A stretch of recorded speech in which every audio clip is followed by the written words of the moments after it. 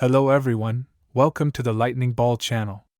If you haven't yet subscribed to my channel, please do so and activate the notification bell. Your support fuels my continued efforts.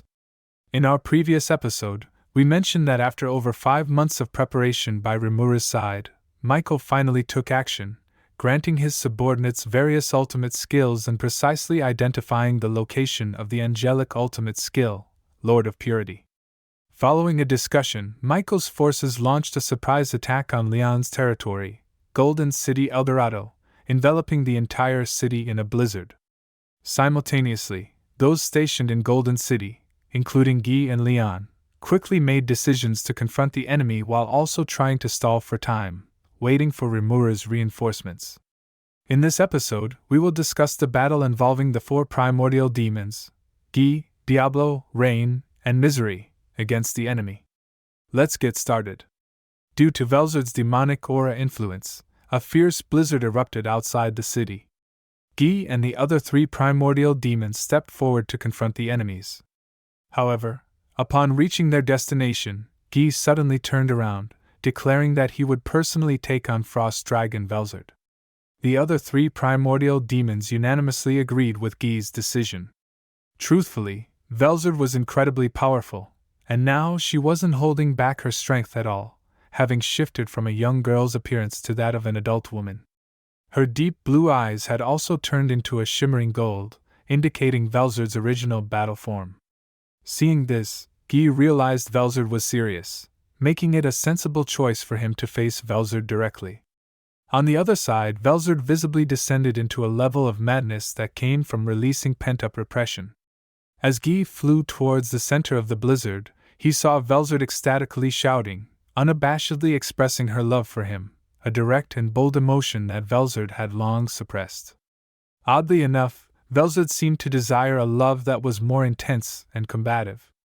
Guy displayed a look of resignation and exasperation, commenting on how truly troublesome love can be. Observing Velzard, who had fallen into madness, Guy made the first move, charging at her like a comet. The Frost Dragon responded with a casual wave of her claw, erecting a massive ice wall between them. Guy did not stop. He secretly intensified his power, and then a red glow sliced the ice wall in two. However, he was met by Velzard's preemptively launched icy breath. In a rush, Guy twisted his body sideways to dodge the attack and followed the breath to deliver a fierce slash towards Frost Dragon Velzard. Velzard blocked the sword with a claw. Guy quickly withdrew his sword and turned to prepare another thrust, but suddenly, a powerful energy burst from within Velzard. To avoid injury, Guy was forced to rapidly create distance between them, and the battle, as usual, entered a tense state. Guy's existence point had reached 40 million, but Velzard's level was different, more than double Guy's, being the sister of the creator god Veldanava and an absolute entity in the world. Even when facing Scorched Dragon Velgrind, Velzard had never been serious, only fighting in her younger form. The attack that had previously annihilated her brother, Storm Dragon Veldora, was delivered with what seemed like child's play, indicating that Velzard's energy utilization was exceptionally efficient. It was only in her battle against Guy that she fully exerted her strength. Through this series of attacks, Guy realized that Velzard was not fully controlled. More precisely, if Velzard wanted to resist control, she certainly could. However, being dominated by Michael conveniently allowed her to unleash the love toward Guy long suppressed within her, which was why Velzard deliberately chose not to resist. The reason was evident now, as the current Velzard displayed a nostalgic expression that only emerged during her fierce battles with Guy.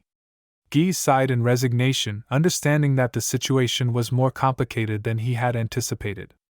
Velzard's long-suppressed desires had found an outlet under the guise of being dominated, and if it were merely about being controlled, simply breaking that control would suffice. But now, until Guy could satisfy Velzard, there seemed no chance for improvement. With a look of helpless yet fearless amusement, Guy began to take the battle against Velzard seriously. Above the battleground where Velzard and Guy were clashing, Diablo encountered Feldway and Zalario in the higher skies. As soon as they met, the exchange quickly devolved into mutual taunting. Feldway, with a tone of disdain, remarked that it was audacious of Diablo alone to challenge him and Zalario. Diablo, ever smiling, responded by recalling Feldway's previous declaration that their next meeting would be Diablo's demise, and questioned whether today might be the day he could relish such a challenge. Feldway retorted that he had no time to entertain someone annoying like Diablo, and thus delegated the task of battling Diablo to Zalario. Knowing the difficulty of contending with Diablo, Feldway avoided direct combat and headed straight for the city center of El Dorado. Just as Diablo attempted to pursue, Zalario intercepted him. Zalario was in a difficult position but had to comply with his superior's orders. Zalario sighed reluctantly, yet commended Diablo for seeming much stronger since obtaining his name, expressing a desire to gauge just how powerful Diablo had become. With that, the battle commenced. Zalario initiated the attack, employing his combat technique, Dark Eight Palms.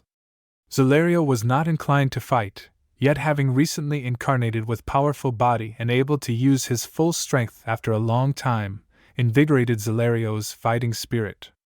Dark Eight Palms, a skill that gathers energy in the palms before dispersing it into 8 projectile blasts, was not to be underestimated in its power.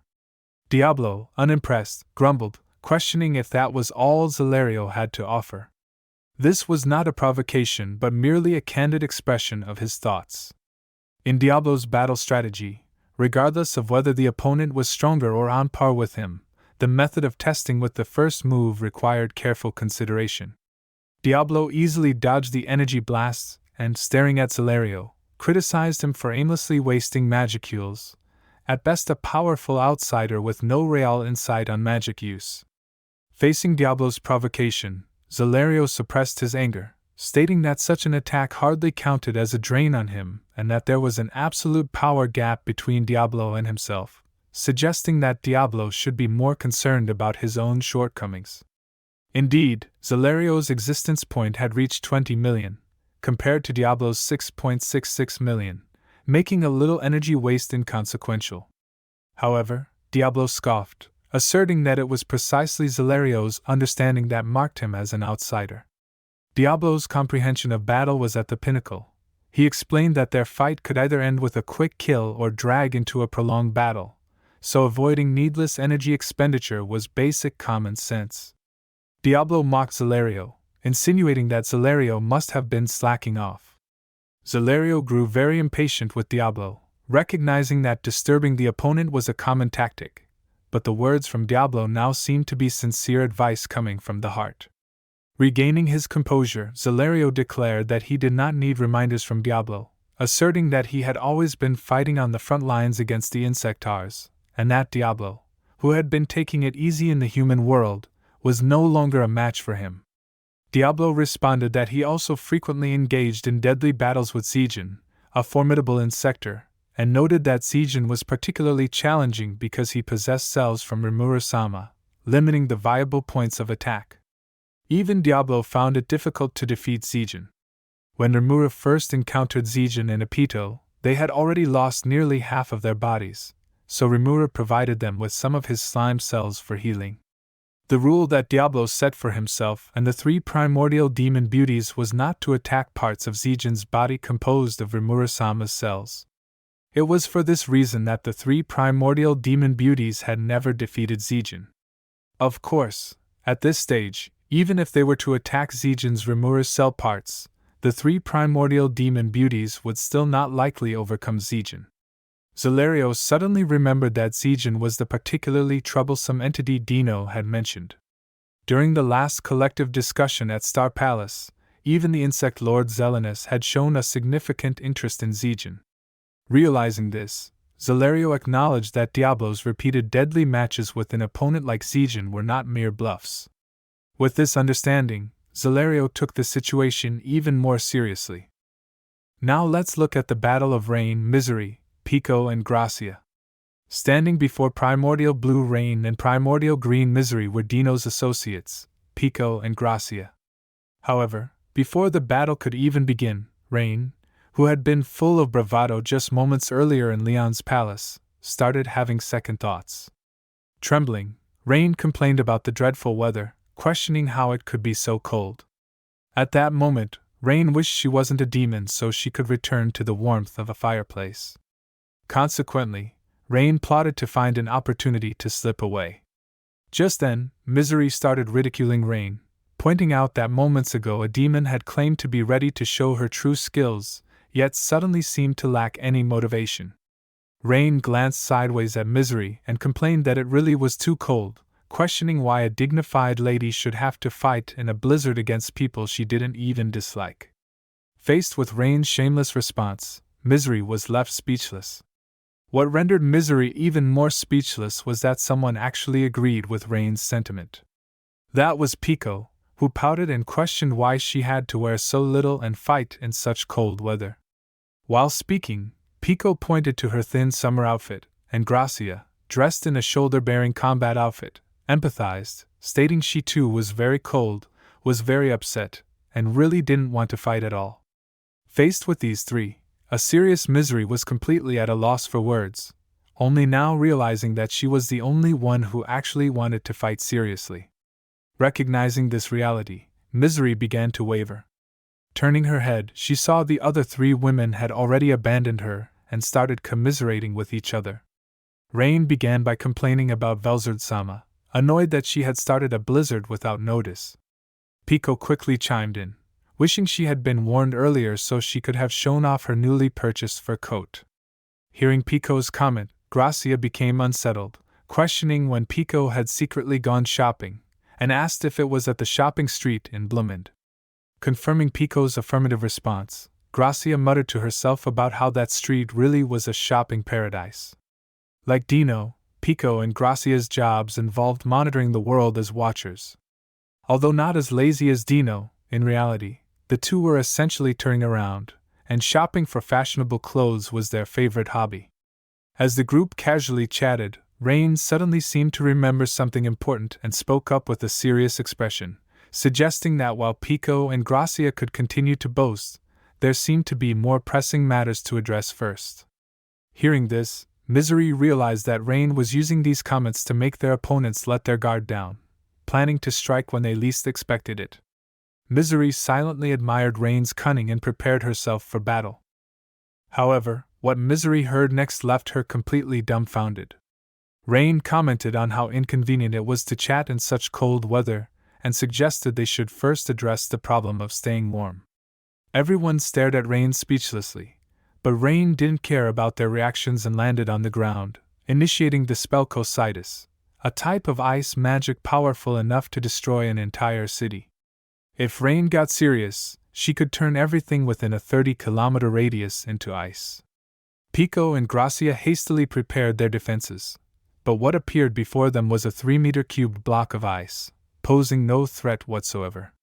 Rain smugly placed her hands on her hips, while Pico, catching on to the plan, called out to Gracia. Gracia quickly gathered her magicule and launched an ice breaker in Rain's direction. This spell, typically used against enemies, freezes moisture in the air and shatters it to cause damage.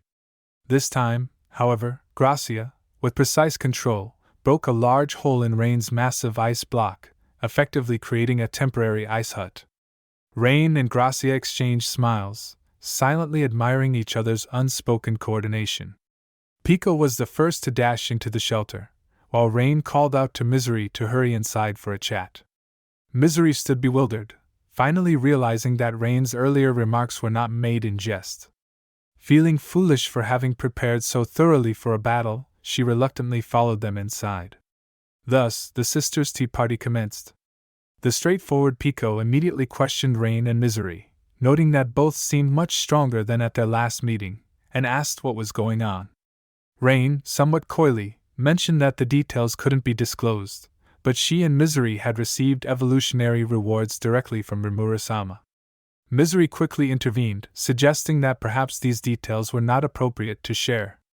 Ignoring Misery's caution, the three women eagerly engaged in lively conversation.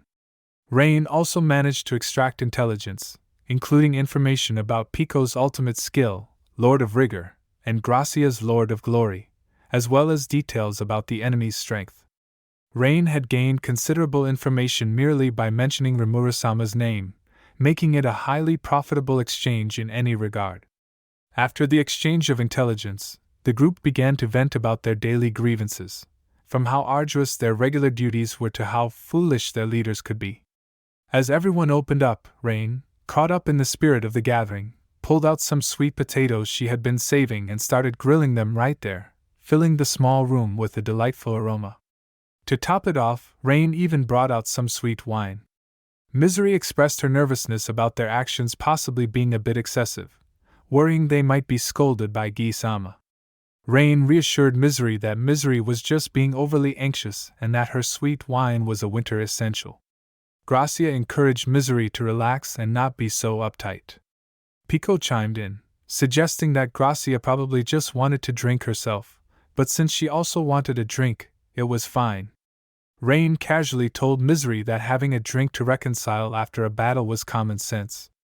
Misery was completely baffled, not remembering any battle having occurred, but now she was unable to withstand the combined persuasion of the three and reluctantly joined them in drinking, completely disregarding the intense battle still raging outside. We now shift our perspective to Leon, who was anxiously seated on his throne, waiting for reports from his subordinates.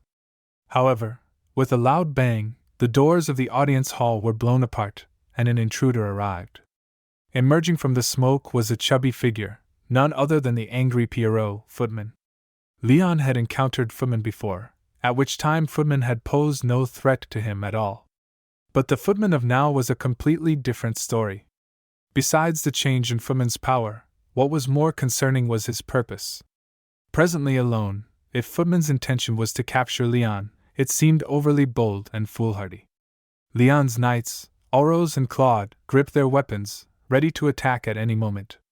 However, a woman then walked through the shattered doorway, her dignified face framed by entwined blonde hair, and her blue-violet eyes gleaming with a mysterious light. This person was none other than Kigali, the president of the Moderate Harlequin Alliance. Kigali laughed heartily, asking Leon if he remembered her, and eyed him as if he were prey. She then noted that her appearance might have changed significantly from past, reintroducing herself and remarking that this time she probably wouldn't be killed by Leon again. Following her, the other clowns also introduced themselves one by one. The last to appear was Yuki Kagurazaka, dressed in a black imperial military uniform. Yuki elegantly stated that it seemed he was the last one to arrive, and while he remembered his name was Yuki and Leon was a demon lord, he mentioned that his memories were somewhat muddled. After speaking, Yuki returned to his vacant state, leaning against the door. On the other side, Leon was deep in thought. The 5 individuals before him had all gained tremendous power, each reaching levels that could rival his own, making victory in battle nearly impossible. It was time to use his trump card or perhaps to execute a contingency plan to escape. However, Leon hesitated because, although Kigali spoke of revenge, there was no madness in her eyes that suggested a desire to kill him, but rather a rational brilliance. Leon had once killed Kigali, and although he had long forgotten her original appearance, he still remembered those furious, crazed eyes. Yet, the eyes of the Kigali standing before him now were as beautiful as lapis lazuli, suggesting that perhaps her intentions were not vengeful. The composed Leon accurately assessed the situation, suspecting that Kigali might have other intentions, and there could still be room for negotiations. However, Leon was unsure of the motives behind her masked clown subordinates. The most outspoken among them was Footman, who loudly declared that, aside from avenging Kazalim-sama's death, Leon was also culpable for not saving their brother, Clayman. Combining these two accusations, Footman was determined not to let Leon die easily. In contrast, Laplace's voice carried a tinge of loneliness, while Tia, thinking of Clayman, wept quietly on the side. Thus, the battle to capture Leon officially began. Alright, that's all for this video. Leon mentioned about his trump card, and what is that? We will reveal in our next episode. Meanwhile, Felway will make his appearance, and Leon's battle will see unprecedented twists and turns. At the same time, Abara's betrayal has made Michael realize his naivety, leading him to take unexpected measures. The next episode promises to be incredibly exciting and interesting. If you enjoyed this video, please like, comment, and subscribe. Your support is greatly appreciated. See you in the next one.